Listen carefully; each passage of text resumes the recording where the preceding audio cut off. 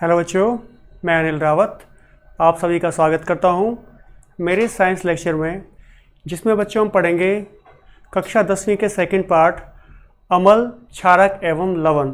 चलो शुरू करते हैं बच्चों। सबसे पहले पार्ट में हम पढ़ेंगे अम्लों के गुण। अम्ल क्या होते हैं? अम्लों के गुण हमने पहली क्लास में पढ़ रखे हैं, छोटी क्लास में एक बार रिवाइज कर लेते हैं फटाफट से। अम्ल स्वाद में खट्टे होते हैं, इनका जो स्वाद होता है वो खट्टा होता है। जितने भी हम सिट्रस फ्रूट, चाहे वो मौसमी खाएं या नींबू खाएं, खट्टे लगते हैं क्योंकि उनके अंदर अम्ल होता है, जिसे कहते हैं सिट्रिक अम्ल। तो अम्ल के कारण खट्टापन होता है बच्चों। दूसरा है नीले लिटमस के पत्र को लाल कर देते हैं। अम्लों का दूसरा गुण कि अम्ल बेटा क्या करते हैं, नीले लिटमस पत्र को लाल कर देते हैं। लिटमस पत्र क्या होता है नेक्स्ट मैं अभी स्लाइड में समझाऊंगा आपको। तो नीले लिटमस को लाल कर देते हैं। देखिए ये मैंने अभी बताया, नींबू, संतरा, इसमें अम्ल होता है, और जैसे हमने नीला, लिटमस ये नीला है, इसको लगाया तो इसका रंग यहाँ पे लाल हो गया। इसको याद करने का एक तरीका है, अनिल जैसा कि मेरा नाम है, ऐसे अम्ल, नी से नीला और ले से लाल। तो अम्ल क्या करता है बच्चों, नीले लिटमस पेपर को, नीले से लिटमस पत्र को क्या कर देता है, लाल कर देता है। ठीक है, तो भूलना नहीं है, नीले से लाल करेगा कौन, अम्ल। दूसरा है जलीय विलयन में अम्ल जो होते हैं वो हाइड्रोजन आयन पैदा करते हैं। अगर घोल दिया जाए जलीय घोल में तो आयन पैदा करेंगे कौन से, H+ आयन। इसके बारे में हम डिटेल में पढ़ेंगे इस पार्ट में। इनके pH का मान 7 से कम होता है। जो pH का मान होता है वो भी 7 से कम होता है, तो कहेंगे हम अम्लीय घोल हैं, अम्ल हैं। इसके उदाहरण देखते हैं बच्चों। HCl हाइड्रोक्लोरिक अम्ल, HNO3 नाइट्रिक अम्ल, H2SO4 सल्फ्यूरिक अम्ल, और CH3COH होता है एसिटिक अम्ल। तो बेटा ये अम्लों के उदाहरण हैं। ऐसे ही क्षारकों के गुण देख लेते हैं कि क्षारक जो होते हैं उनके क्या गुण हैं। क्षारकों और क्षार में एक अंतर मैं बताता हूं बच्चों। ये आप क्षारक लिखा है यहाँ पे, एक में मैं लिख रहा हूं क्षार। क्षारक और क्षार क्या अंतर है? जो क्षारक पानी में विलयनशील होते हैं, घुल जाते हैं, उन्हें कहा जाता है क्षार। तो बेटा क्षार वो क्षारक होते हैं जो पानी में घुल जाते हैं, तो इसमें आपको कंफ्यूजन नहीं होना चाहिए। क्षारक क्या होते हैं, सार में कड़वे होते हैं। कभी भी आपने बेकिंग सोडा, खाने वाला सोडा जो होता है, उसको पानी में घोलो और पानी पी के देखो तो वो कड़वा कड़वा महसूस होता है, क्योंकि बेटा बेकिंग सोडा एक्चुअली क्या होता है, एक क्षार होता है। लाल लिटमस को नीला कर देते हैं। देखिए बच्चों बिल्कुल उल्टा है। अम्ल क्या करते थे, नीले लिटमस को लाल करते थे, जबकि क्षार क्या करते हैं, क्षार करते हैं लाल लिटमस को नीला। इसका याद करने का तरीका क्या है,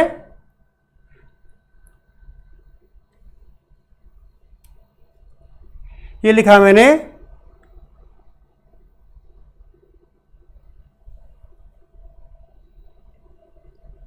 छलनी, छ से क्षार, ले से लाल, नी से नीला। मतलब लाल को कैसे करा देंगे, नीला बना देंगे। देखिए सोप है, एक साबुन है। साबुन जो होता है बच्चों, साबुन में क्षारीय होता है, साबुन की प्रकृति होती है क्षारीय। जब हमने साबुन पे, ये लिटमस पेपर है जिसका रंग है लाल, जब लाल रंग का लिटमस पेपर साबुन के साथ टच करते हैं, साबुन के घोल के साथ, साबुन थोड़ा सर्फ घोल लो, उसमें अगर हम लाल लिटमस को टच करते हैं तो वो हो जाता है नीला। तो जो क्षार होते हैं बच्चों वो क्या करते हैं बेटा, क्षार हमेशा लाल लिटमस को नीला बना देते हैं।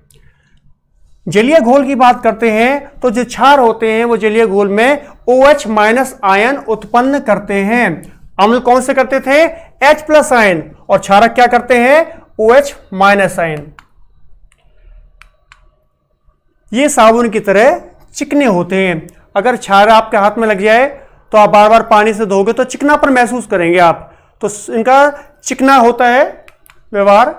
pH का मान अगर देखा जाए, pH का मान 7 से ज्यादा होता है। 7 से कम पीएच का मान था तो अम्ल थे, पीएच का मान 7 से ज्यादा होता है बच्चों, उन्हें क्षारक कहते हैं। उदाहरण देख लेते हैं, NaOH sodium hydroxide, KOH potassium hydroxide, calcium hydroxide और मैग्नीशियम हाइड्रोक्साइड। तो ये बच्चे इनके उदाहरण हैं। अब देखते हैं सूचक क्या होते हैं। सूचक, सूचक का अर्थ होता है प्यारे बच्चों सूचना देने वाला, जो बताए उसे कहते हैं सूचक। अब मान लीजिए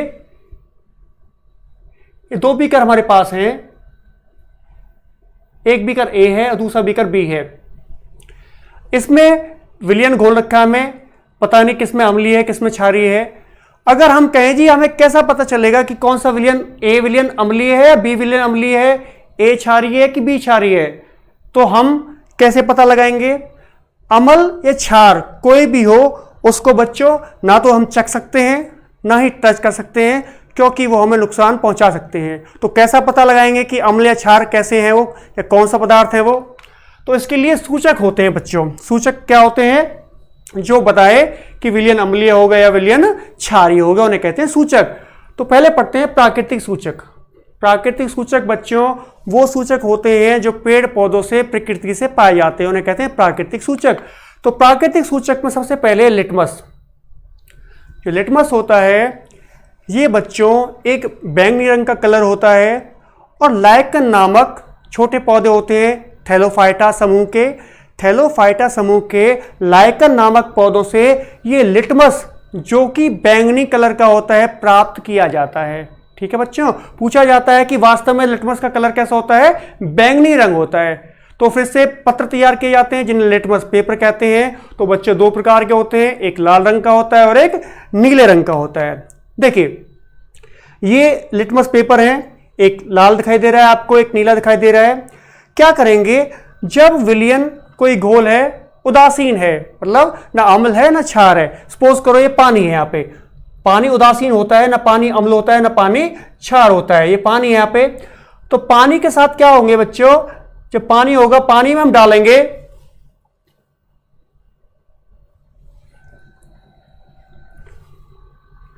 पानी के अंदर, ये पानी लिया यहाँ पे, ये पानी, और जब पानी के अंदर मान लो हमने पानी लिया, न्यूट्रल है, अम्ल है ना क्षार है, पानी के अंदर जब हम लिटमस पेपर डालते हैं तो इनके डालने के बाद भी कलर में बदलाव नहीं आता है, अर्थात लिटमस जो पेपर है इसके साथ कोई अभिक्रिया नहीं करता है। दूसरा देखो बच्चों, एसिड मतलब अम्ल।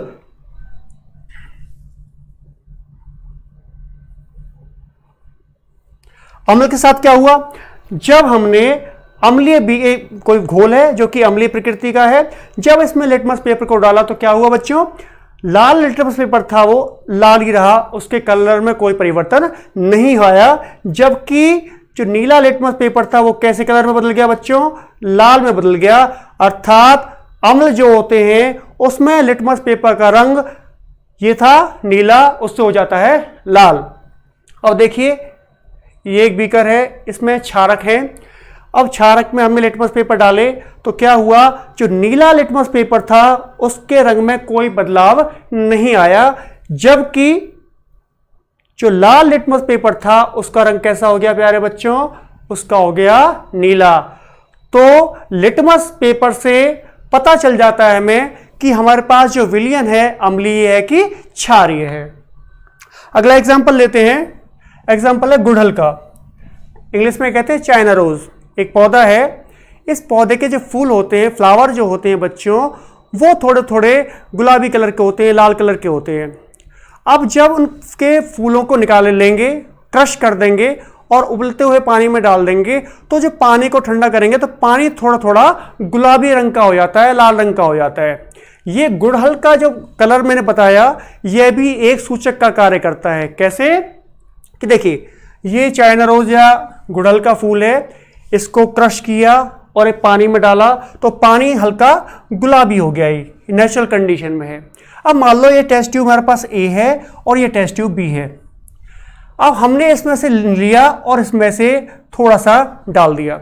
अगर ये रंग टेस्ट ट्यूब जो ए है, अगर इस गुड़हल के पानी जो कि थोड़ा सा कलर था इसका थोड़ा थोड़ा लाल कलर था, अगर गुड़हल के पानी को डाल दिया जाए और इस ट्यूब में एसिड है, अम्ल है, तो क्या होगा, इसका कलर बदल के गहरा गुलाबी हो जाएगा, जिसे कहते हैं मैजेंटा कलर, गहरा गुलाबी कलर हो जाएगा। और दूसरे में देखेंगे बच्चों, अगर इस टेस्ट ट्यूब में क्षारक है तो हम गुड़हल का रस जब डालते हैं तो क्षारकों के साथ क्रिया करके ये इसके रंग को परिवर्तित कर देता है और इसको कर देता है हरा। तो गुड़हल का जो ये मैं बता रहा हूं बच्चों, इससे अम्ल और क्षार का हम पहचान कर सकते हैं कि अम्ल है कि क्षार है। अगला है हल्दी। हल्दी का आपने सबने देखा है, कभी कभी खाना हम खाते होते हैं तो क्या होता है, खाने के ऊपर सब्जी डल जाती है जिसमें हल्दी होती है। अगर उस कपड़े को हम धोते हैं साबुन के साथ तो आप ये देखना कि वो साबुन लगाते ही कुछ कुछ लाल रंग का हो जाता है, भूरे रंग का हो जाता है, जहां पे हल्दी का दाग लगा होता है। तो वो लाल रंग का क्यों परिवर्तित हुआ, वो परिवर्तित इसलिए हुआ बच्चों कि जो हल्दी होता है वो क्षारक के साथ अभिक्रिया करके रंग परिवर्तित कर देती है और लाल रंग बन जाता है। हल्दी का पीले से अगर लाल रंग हो जाता है वो क्षारकों को दर्शाता है। देखिए ये एक ग्लास है, उसमें हल्दी घोल रखी है, पीला पीला कलर है। जैसे ही किसी क्षारीय पदार्थ को इसमें मिलाया जाएगा, इसका रंग बदल के हल्का लाल रंग का हो जाएगा। तो ये जो बच्चों हमने बताए, चाहे लिटमस था, गुड़हल था या हल्दी था, ये हमें प्राकृतिक रूप से पौधों से मिलते हैं, पौधों के भागों से मिलते हैं, तो इन्हें प्राकृतिक सूचक कहा जाता है। अगले हैं कृत्रिम सूचक या संश्लेषित सूचक। संश्लेषित या कृत्रिम सूचक बच्चों होते हैं जो लैब के द्वारा केमिकल की सहायता से बनाए जाते हैं, जो नेचुरली प्राकृतिक रूप से नहीं पाए जाते। तो यहां पे दो चीजें पढ़ते हैं हम, एक है फिनोफ्थलीन।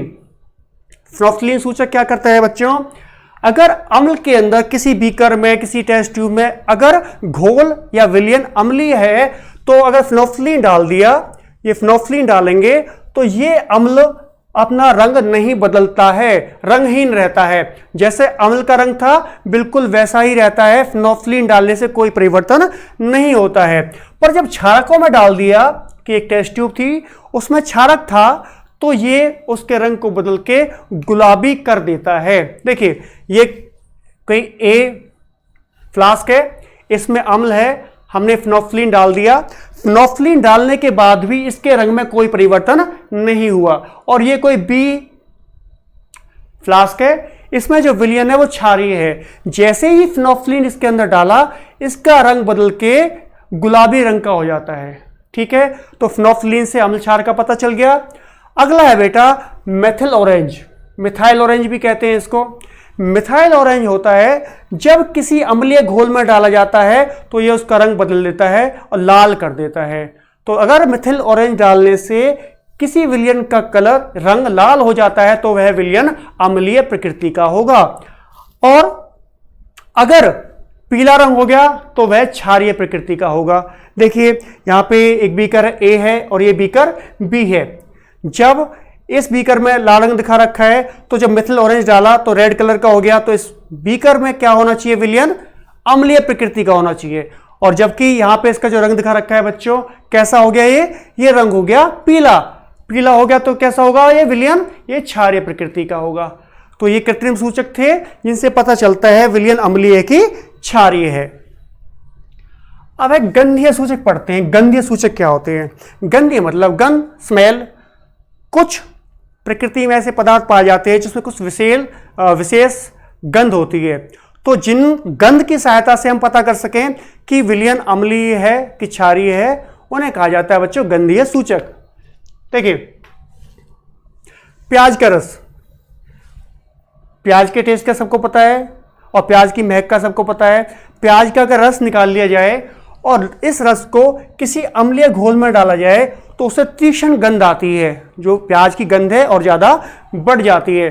परंतु किसी भी क्षारकीय घोल में अगर प्याज के रस को मिलाया जाता है तो बच्चों इससे कोई गंध नहीं आती है, जो प्याज की गंध है वो भी हमें सूंघने को नहीं मिलती है। दूसरा देखते हैं लौंग का तेल। लौंग के तेल में भी ऐसे ही है, लौंग जो होती है उसकी अलग खुशबू होती है। अगर लौंग के तेल को हम अम्लीय घोल में डाल दें जो कि अम्लीय हो तो क्या रहेगा बच्चों, उसकी गंध में कोई परिवर्तन नहीं आएगा। जैसी गंध आप लौंग की होती है वैसी आप सूंघोगे। पर अगर विलयन क्षारीय है तो बच्चों इसमें कोई भी गंध आपको महसूस नहीं होगी। लौंग के तेल को क्षारक में डाल दिया तो उससे कोई गंध महसूस नहीं होती। अगला है वेनिला। आपने वनीला आइसक्रीम खाई होगी, वनीला। अब वनीला का भी यही होता है, अगर किसी अम्लीय घोल में वनीला को डाल दिया जाए तो जैसी वनीला की गंध होती है आपको वैसी गंध सूंघने को मिलती है। पर जब क्षारकों में डाल जाता है बच्चों तो इससे कोई गंध नहीं आती। तो ये गंध से संबंधित था, तो इसलिए इन सूचकों का नाम क्या दिया गया बच्चों, गंधीय सूचक। अब है अम्ल व क्षारकों के रासायनिक गुण, कि अम्ल और क्षारक जो होते हैं वो कैसे रिएक्ट करते हैं, उनके रासायनिक गुण क्या होते हैं। तो देखते हैं पहले अम्ल और क्षार की धातु के साथ अभिक्रिया, कि अम्ल और क्षारक जो होते हैं वो धातु के साथ अभिक्रिया कैसे करते हैं। ये अम्ल और क्षारक हैं, कोई भी लेंगे, अम्ल है क्षारक हैं, ये धातु है। धातु में क्या होगा बच्चों, धातु में Fe हो सकता है लोहा, Cu कॉपर हो सकता है, Zn जिंक धातु हो सकती है, कोई भी धातु हो सकती है। तो ये धातु जब अम्ल या क्षार धातु के साथ अभिक्रिया करेंगे बच्चों तो क्या बनाएंगे, लवण बनाएंगे और हाइड्रोजन गैस उत्पन्न होती है। अभिक्रिया में देखिए सल्फ्यूरिक अम्ल है H2SO4, ये जिंक धातु है। तो जिंक क्या करेगा बच्चों, जब इसके साथ सल्फ्यूरिक अम्ल के साथ अभिक्रिया करेगा ये सल्फेट जिंक के साथ जुड़ जाएगा और जिंक सल्फेट बना देगा। और जो हाइड्रोजन, ये हाइड्रोजन है, ये हाइड्रोजन बाहर निकल जाएगा गैस के रूप में। ठीक है जी, ये गैस के रूप में बाहर निकल गया हाइड्रोजन। तो अम्ल क्षार धातु के साथ अभिक्रिया करके लवण और गैस, कौन सी गैस, हाइड्रोजन गैस बनाते हैं। ये क्वेश्चन पूछा जाता है एग्जाम में कि क्षार और अम्ल जब धातु के साथ क्रिया करेंगे तो कौन सी गैस बनती है, हाइड्रोजन गैस बनती है। ये क्षार का उदाहरण है, सोडियम हाइड्रोक्साइड क्षारक होता है। क्षारक है जो जिंक धातु के साथ अभिक्रिया करी तो इन्होंने बनाया सोडियम जिंकेट। ये है सोडियम जिंकेट और हाइड्रोजन गैस बाहर निकली। ये प्रयोग एनसीईआरटी की बुक में दिखाया गया है, समझाया गया है। देखिए ये टेस्ट ट्यूब है, इसमें क्या किया, टेस्ट ट्यूब में हमने जिंक डाल दिया, जिंक धातु है, ये डाल दिया जिंक। ठीक है जी, जिंक डाला और क्या डाला, सल्फ्यूरिक अम्ल। बिल्कुल जो ये अभिक्रिया हमने पढ़ी यहाँ वाली यही अभिक्रिया है, सल्फ्यूरिक अम्ल डाला। जब अभिक्रिया होगी, ये इस टेस्ट ट्यूब को कॉक से बंद कर रखा है, ये नली निकल रही है और यहाँ पे एक साबुन का घोल है। ठीक है, एक टब है या छोटा सा मैं कह लूँ एक बर्तन है जिसमें साबुन का घोल है। जब अभिक्रिया होगी तो कौन सी गैस उत्पन्न होगी, हाइड्रोजन गैस उत्पन्न होगी। ठीक है बच्चों, और हाइड्रोजन गैस उत्पन्न होगी तो ये पानी है, इसमें से बुलबुलों के रूप में बाहर आएगी, ये बुलबुलें निकल रहे हैं। अब पहचान करने के लिए कि कौन सी गैस होगी, इन बुलबुलों के पास जलती हुई मोमबत्ती लेके जाएंगे। जब जलती मोमबत्ती लेके जाते हैं तो ये बुलबुले फट फट की अग्नि के द्वारा फट फट की आवाज आती है, बुलबुले फूट जाते हैं।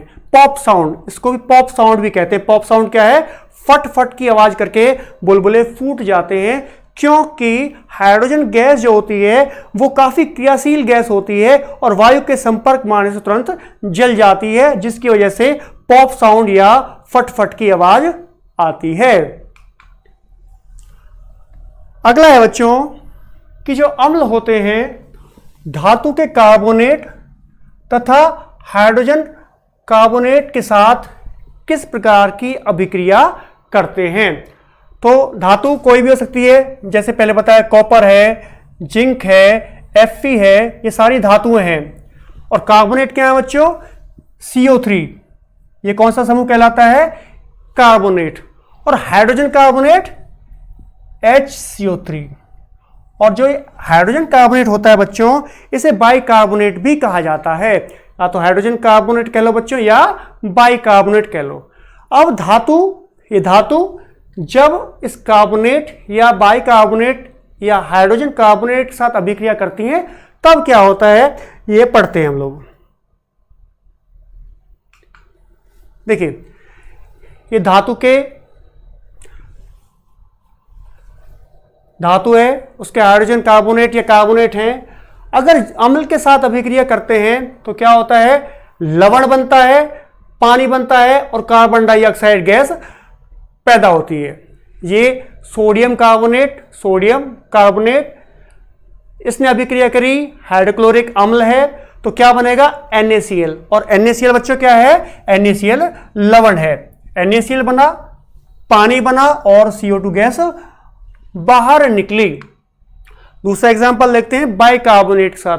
यह अभिक्रिया थी कार्बोनेट के साथ। देखिए बाइकार्बोनेट के साथ क्या हुआ, sodium hydrogen carbonate, sodium bicarbonate भी कहते हैं, इसके साथ अभिक्रिया हुई, ये अम्ल है, वही लवण बना, पानी बना और CO2 गैस निकली। तो यहां से क्लियर होता है कि अम्ल धातु के कार्बोनेट या बाइकार्बोनेट के साथ अभिक्रिया करते हैं, रिएक्शन करते हैं, तो लवण बनता है, पानी बनता है और CO2 gas, carbon dioxide gas निकलती है। तो बच्चों ये तो हुई अम्ल के साथ अभिक्रिया। क्या क्षारक भी धातु कार्बोनेट तथा धातु हाइड्रोजन कार्बोनेट के साथ अभिक्रिया करते हैं? तो आपका उत्तर होगा नहीं। क्षारक धातु के कार्बोनेट, धातु के हाइड्रोजन कार्बोनेट के साथ अभिक्रिया नहीं करते हैं। तो अभिक्रिया क्यों नहीं करते हैं? क्योंकि जो धातु के कार्बोनेट या हाइड्रोजन कार्बोनेट होते हैं उनकी प्रकृति पहले से ही क्षारीय होती है। तो क्षारीय प्रकृति के साथ क्षारक अभिक्रिया नहीं करते हैं। ठीक है, ये क्लियर हो गया आपको? अभी बेटा नेक्स्ट पढ़ते हैं हम लोग ये अभिक्रिया। अभी आपने जो समझाई मैंने, इसमें था धातु का कार्बोनेट था सोडियम कार्बोनेट। ठीक है जी, जो हमने पढ़ा ये सोडियम कार्बोनेट है Na2CO3। अब क्या हुआ, इसमें आपने हाइड्रोक्लोरिक अम्ल डाला, ये अभिक्रिया हुई और अभिक्रिया से कौन सी गैस निकलेगी बाहर? CO2 गैस बाहर निकलेगी। सवाल ये है कि इस CO2 गैस जो बाहर निकली हमें कैसा पता चलेगा, हम कैसे जान पाएंगे कि ये गैस CO2 है? तो देखो बच्चों, इसके लिए क्या किया कि हमने एक परख नली ली, एक टेस्ट ट्यूब ली और इस टेस्ट ट्यूब में क्या किया हमने, CaO बिना बुझा चूना और प्लस H2O पानी लिया। ठीक है जी, अगर ये अभिक्रिया, इन्होंने अभिक्रिया करी और अभिक्रिया करके क्या बना दिया, CaOH ट्वाइस। ठीक है जी, कैल्शियम हाइड्रोक्साइड का घोल बना लिया। जब इस टेस्ट ट्यूब को, जो टेस्ट ट्यूब थी जिसमें कैल्शियम हाइड्रोक्साइड का घोल था, जब इस टेस्ट ट्यूब को इस, ये नली है जहां से गैस निकल रही है, हमें नहीं पता कौन सी गैस थी, जब इसके पास लेके गए तो जो विलयन है उसमें क्या हुआ, देखिए ये दिखा रखा है कि ये कैल्शियम हाइड्रोक्साइड है जो कि इस टेस्ट ट्यूब में बनाया हमने। ये अगर CO2 गैस है तो इसने क्या किया, CaCO3 बनाया, कैल्शियम कार्बोनेट और जल बनाया। जब इस टेस्ट ट्यूब की गैस जहां निकल रही थी, जब इस टेस्ट ट्यूब के अंदर ये गैस गई तो कुछ समय बाद क्या हुआ, जो यहां पे घुला हुआ कैल्शियम हाइड्रोक्साइड था, इस नली के अंदर, जो ये नली थी, CO2 की अभिक्रिया करने के बाद ये विलयन में नीचे कैल्शियम कार्बोनेट के अवक्षेप इकट्ठा हो गए। जो विलयन घुलनशील था, घुला हुआ था, उसमें नीचे कैल्शियम कार्बोनेट एक अवक्षेप के रूप में इकट्ठा हो गया। आप ऐसा समझिए कि आपने चौक या खड़िया ली, चौक को तोड़ा, पाउडर बनाया और एक परख नली में डाल दिया और घोला, उसको मिलाया, तो क्या देखोगे आप कि चौक का अधिकांश भाग जो होता है बच्चों, वो नीचे टेस्ट ट्यूब के जमा हो जाता है अवक्षेप के रूप में। तो ये कब होगा, जब ये गैस कौन सी गैस होगी, कार्बन डाइऑक्साइड गैस होगी। तो इससे तो ये हो गया क्लियर कि जो ये अभिक्रिया हो रही है धातु के कार्बोनेट के साथ अम्ल की, उससे CO2 गैस पैदा हो रही है। अब क्या किया, जब लंबे समय तक ये गैस इस परख नली के संपर्क में रहती है, तब क्या होगा बच्चों, जो कैल्शियम कार्बोनेट बना था, यहां पे कैल्शियम कार्बोनेट बना था, इस CO2 गैस के संपर्क करने के कारण ये फिर से क्या करेगा, लगातार CO2 गैस इसको मिल रही है तो ये बना देगा बच्चों कैल्शियम हाइड्रोजन कार्बोनेट, CaHCO3। इसे कहते हैं कैल्शियम हाइड्रोजन कार्बोनेट। और ये बन जाएगा, ये कैल्शियम हाइड्रोजन कार्बोनेट जो होता है वो पानी में पूर्ण रूप से घुलनशील है, अर्थात जो पानी का होगा विलयन वो बिल्कुल आपको घुलनशील अवस्था में मिल जाएगा, जबकि पहले कैल्शियम कार्बोनेट की वजह से पूर्ण रूप से घुलनशील विलयन नहीं था, उसमें CO3 जो था वो अवक्षेप के रूप में नीचे बैठा हुआ था। पर जैसे CO2 गैस लगातार इसके संपर्क में रही CO3 के रूप में इसके संपर्क में रही CO2 गैस, तो क्या हुआ, ये कैल्शियम हाइड्रोजन कार्बोनेट में परिवर्तित हो गया और ये कैल्शियम हाइड्रोजन कार्बोनेट जल में पूर्ण रूप से घुलनशील है। अब पढ़ते हैं बच्चों कि क्या होगा जब अम्ल और क्षारक आपस में अभिक्रिया करेंगे। इस क्रिया को नाम दिया उदासीनीकरण अभिक्रिया। ये क्वेश्चन पूछा जाता है, सवाल पूछा जाता है इसके बारे में कि उदासीनीकरण अभिक्रिया क्या है, एक उदाहरण देके समझाइए। बोर्ड के एग्जाम में हर बार रिपीट होने वाला सवाल है। उदासीनीकरण क्रिया क्या है बेटा, जब लिखोगे आप, जब किसी क्षारक को अम्ल के साथ मिलाया जाता है तो अभिक्रिया पूर्ण होने के बाद लवण और पानी बनता है। इस अभिक्रिया को उदासीनीकरण अभिक्रिया कहा जाता है। NaOH ये क्या है, ये क्षारक है, NaOH क्षारक है, ठीक है जी। HCl क्या है, HCl अम्ल है, NaCl बना, इसे कहते हैं लवण, NaCl है लवण, और ये क्या बना बच्चों, पानी। तो क्षारक अम्ल मिले, लवण और पानी बन गया, इसे कहते हैं उदासीनीकरण। सवाल यह, उदासीनीकरण क्यों कहा गया?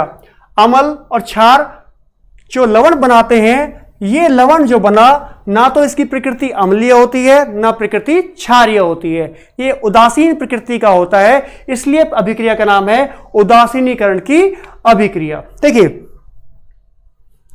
अम्ल क्षार मिलाए तो लवण बन गया और पानी बन गया, ठीक है। अब अगला पढ़ते हैं बच्चों हम लोग कि अम्लों की धात्विक ऑक्साइड से अभिक्रिया, कि जो अम्ल हैं, अगर अम्ल धातु के ऑक्साइड के साथ अभिक्रिया करते हैं तो क्या होता है। धात्विक ऑक्साइड वही धातु, जैसे आपको पता है जिंक प्लस ऑक्सीजन जोड़ना है खाली इसमें। धात्विक ऑक्साइड बनाने के लिए क्या करना, मान लो धातु है Zn, जिंक है कोई धातु, इसके साथ ऑक्सीजन जोड़ना है, बन गया जिंक ऑक्साइड, धातु का ऑक्साइड, ठीक है जी। चाहे Cu है कॉपर, उसके साथ ऑक्सीजन जोड़ दिया, कॉपर ऑक्साइड, ये कहलाते हैं धातु के ऑक्साइड। तो क्या होगा जब अम्ल धातु के ऑक्साइडों के साथ अभिक्रिया करेगा। देखिए, ये धातु ऑक्साइड है, धातु ऑक्साइड, और अम्ल की क्रिया हुई इसके साथ, ये अम्ल है, क्या बनाया, लवण, और इसने पानी बनाया। उदाहरण देख लीजिए आप, ये उदाहरण है MgO, मैग्नीशियम ऑक्साइड। मैग्नीशियम क्या है, एक धातु है, ऑक्सीजन जोड़ दिया, मैग्नीशियम ऑक्साइड बना। HCl अम्ल है, MgCl2 बना, ये लवण है और पानी बन गया, ठीक है। अगर बच्चों इस अभिक्रिया, जो ऊपर अभिक्रिया लिखी हुई थी, इस अभिक्रिया की इससे तुलना करें तो क्या पाते हैं, एक बार देखते हैं। यहां पे था क्षारक, ये था यहां पे अम्ल,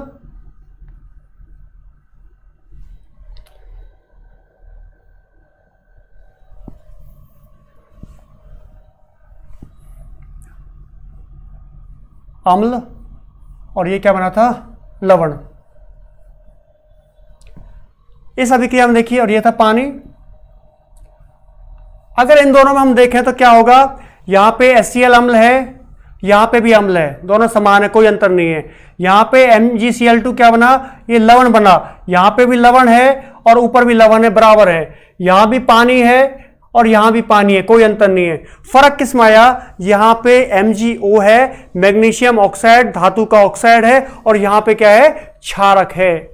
तो क्या इस अभिक्रिया से यह अर्थ नहीं निकाला जा सकता कि जो धातु के ऑक्साइड होते हैं उनकी प्रकृति कैसी होती है, आप कहोगे उनकी प्रकृति क्षारकीय होती है।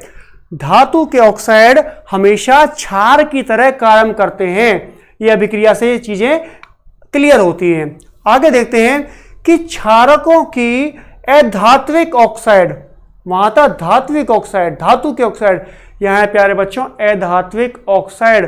तो अधात्विक ऑक्साइड क्या होते हैं? जैसे मान लो कार्बन है, अधातु है, उसके साथ आपने ऑक्सीजन जोड़ दिया और बन गया CO2, ये हो गया अधात्विक ऑक्साइड, किसी भी अधातु के साथ ऑक्सीजन का जुड़ना। क्या होगा जब कोई क्षारक इस अधात्विक ऑक्साइड के साथ अभिक्रिया करेगा? क्षारक है, अधात्विक ऑक्साइड है, क्या बनाया? लवण और पानी बनाया। एग्जाम्पल देखते हैं इसका, CaOH2, CaOH2 क्या है प्यारे बच्चों? ये क्षारक CH2 कैल्शियम हाइड्रोक्साइड क्षारक है, अधात्विक ऑक्साइड, लवण और पानी बना। इस अभिक्रिया में देखा कि क्षारक अधात्विक ऑक्साइड के साथ करके अभिक्रिया लवण, और ये लवण बना और ये बना पानी। अगर इस अभिक्रिया की तुलना, इस वाली अभिक्रिया की तुलना इससे करें, उदासीनीकरण से करें, तो पाएंगे कि ये क्षारक यहां भी है, क्षारक यहां भी है, दोनों बराबर है, लवण यहां भी है, लवण यहां भी है, बराबर है, पानी यहां भी है, पानी यहां भी है, बराबर है। अंतर किसका है कि यहां पे तो अम्ल था और यहां पे क्या है? अधात्विक ऑक्साइड है। तो इससे ये चीज क्लियर हो जाती है, जितने भी अधात्विक ऑक्साइड होते हैं बच्चों, वो किसकी तरह कार्य करते हैं? वो अम्ल की तरह कार्य करते हैं। इस पूरी रिएक्शन से ये समझ में आया, धातु ऑक्साइड, धातु के ऑक्साइड करते हैं क्षारक की तरह कार्य, और अधातु के जो ऑक्साइड होते हैं, ये अधातु के ऑक्साइड काम करते हैं HCl या अम्ल के समान। ठीक है बच्चों, क्लियर हो गया यहां तक?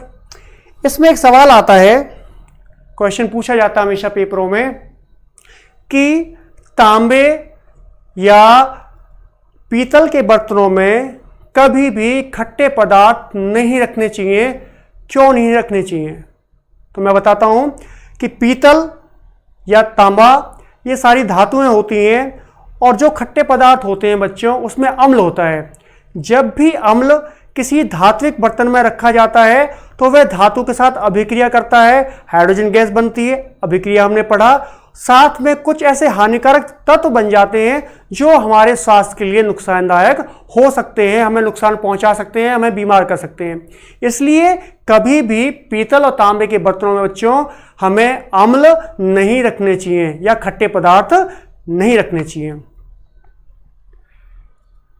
इस लेक्चर में इतना ही था। होपफुली आपके चीज़ें सारी क्लियर हो गए होंगे, डाउट क्लियर हो गए होंगे। तो बच्चों हम नेक्स्ट लेक्चर में जो बचा हुआ पोर्शन है इस पार्ट का वो पूरा करेंगे। अब के लिए थैंक यू।